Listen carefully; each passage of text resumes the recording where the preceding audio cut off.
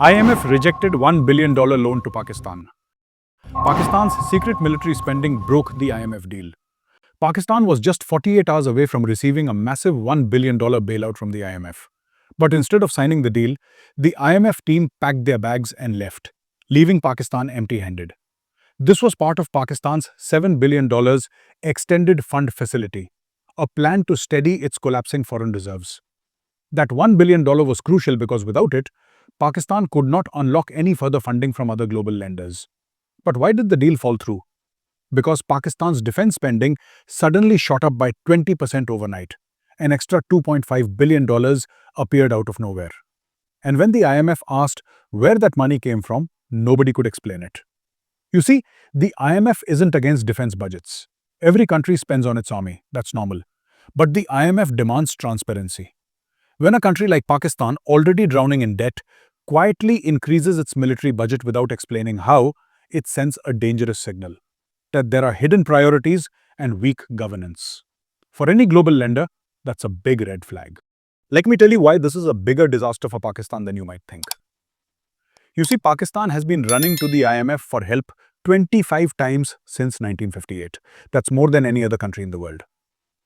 This latest rejection isn't just about money. It's about Pakistan's complete inability to manage its own economy. Here is what actually happened behind closed doors. The IMF team spent 2 weeks in Pakistan from September 24th to October 8th, trying to finalize what's called a staff-level agreement. This is basically the IMF saying, okay, we trust you enough to give you money. But when they saw Pakistan's books, they were shocked. Pakistan had secretly increased its defense budget by 20% for 2025 to 2026. We are talking about an extra $2 to $2.5 billion that appeared out of nowhere in just 6 months. When the IMF asked, where did this money come from and why didn't you tell us? Pakistan couldn't give a straight answer. But wait, it gets even worse. Pakistan has been using what they call special security funds, basically secret money that does not appear in the official budget. These are what the IMF politely called opaque spending mechanisms. In simple terms, these are off-budget accounts, like hidden drawers where the military keeps money that no one else can see. Such funds completely bypass Pakistan's parliament, meaning even their own lawmakers don't know how much is being spent or on what. For the IMF, this kind of secretive money flow is a huge red flag because it hides the real financial picture and raises doubts about where the country's dollars are actually going. Now, you might wonder why should we even care about Pakistan's economic mess? Here's why this matters for us.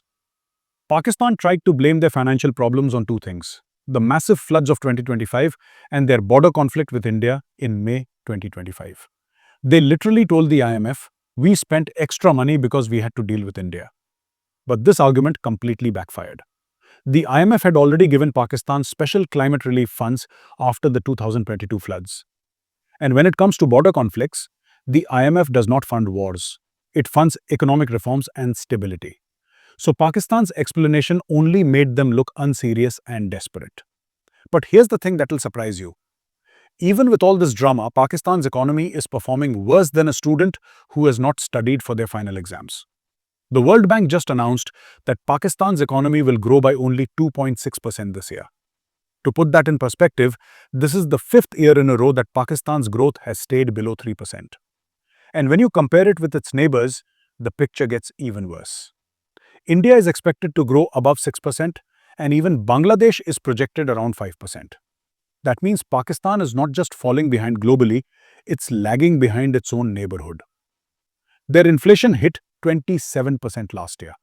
Imagine if everything you bought became 27% more expensive overnight.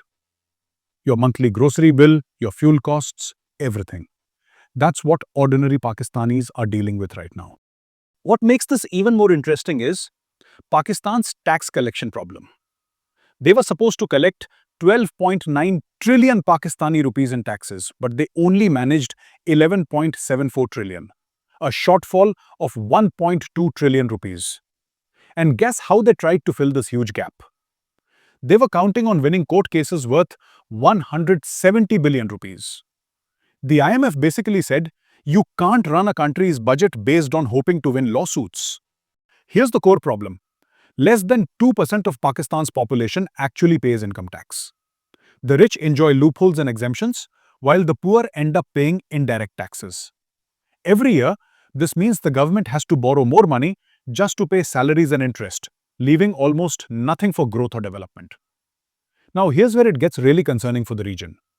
Without IMF money, Pakistan can't get funding from other international organizations either. Think of it like this. When one bank refuses you a loan, suddenly no other bank wants to lend to you. The World Bank, Asian Development Bank, and others all follow the IMF's lead.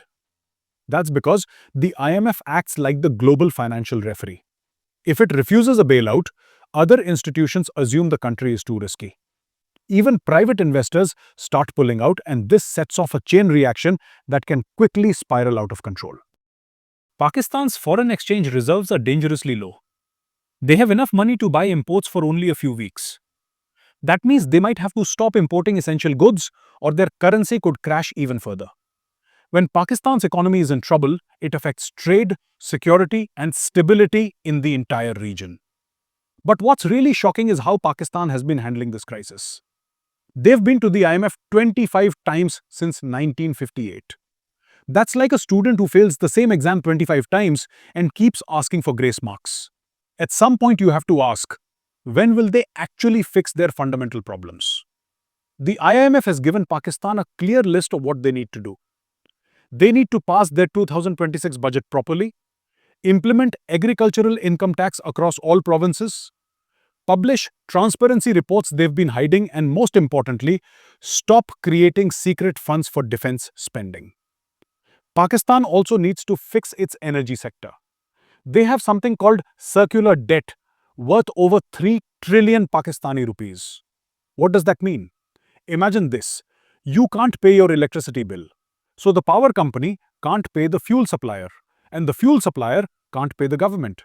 It's a loop of unpaid bills, like a financial merry-go-round that never stops. That's exactly what's happening in Pakistan's power sector.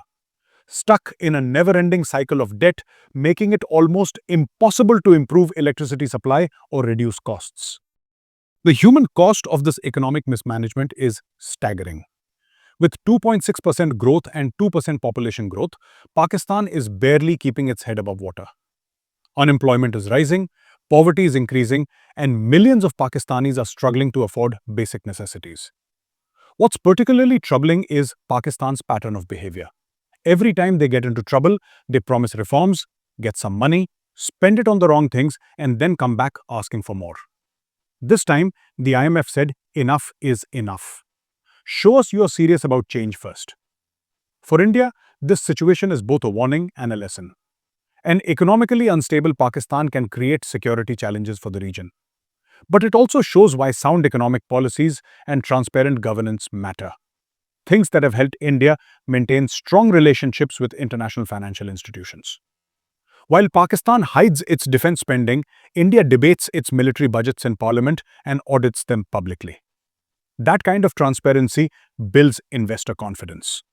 That's the reason why India attracts record foreign investment while Pakistan keeps chasing bailouts. The bigger question is whether Pakistan will learn from this rejection or continue down the same path. History suggests they'll eventually get some funding. They always do. But each time, the conditions become stricter and the trust becomes harder to rebuild. This latest IMF rejection is not just about $1 billion. It's about Pakistan's credibility as a nation that can be trusted to manage international assistance responsibly. And right now, that credibility is at an all-time low. What do you think? Is this finally the wake-up call Pakistan needs to fix its economic house, or will they continue the same cycle of borrowing and mismanaging funds? Do you think Pakistan will ever be able to break free from this endless cycle of IMF bailouts? Share your thoughts in the comments. If this video gave you new insights or helped you learn something, don't forget to subscribe.